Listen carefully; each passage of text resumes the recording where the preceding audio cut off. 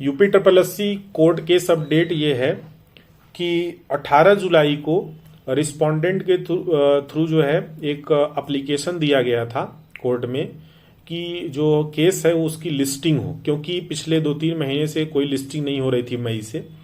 तो लिस्टिंग के लिए एक एप्लीकेशन ये दिया गया था कि ताकि लिस्टिंग हो और उस पर सुनवाई हो।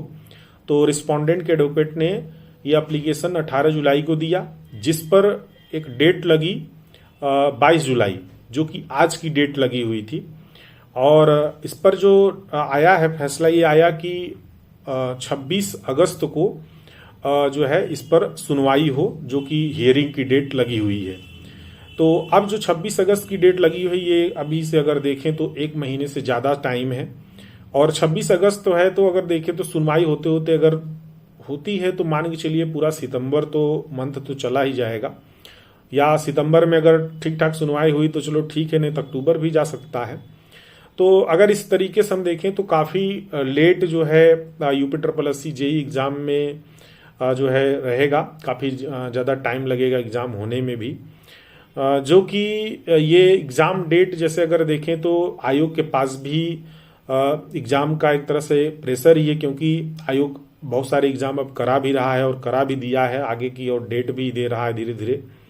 तो जैसे ही एक कोर्ट केस क्लियर होता है वैसे ही यूपी ट्रिपल एससी भी जो है वो एग्ज़ाम, यूपी ट्रिपल एससी का भी जो है एग्ज़ाम डेट आने की संभावना पूरी रहेगी।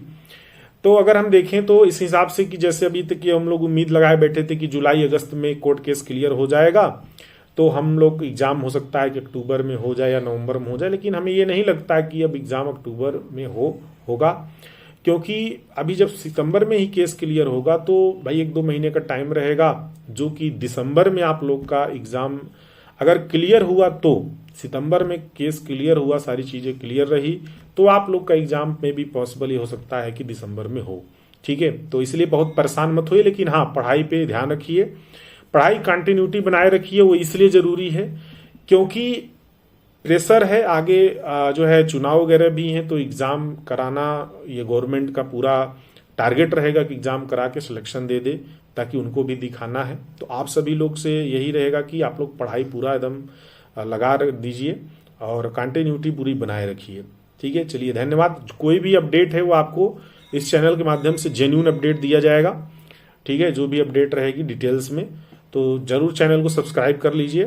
थोड़ा समय लगता है लेकिन न्यूज़ आपको एकदम ऑथेंटिकेट न्यूज़ मिला करेगी। चलिए, थैंक यू सो मच।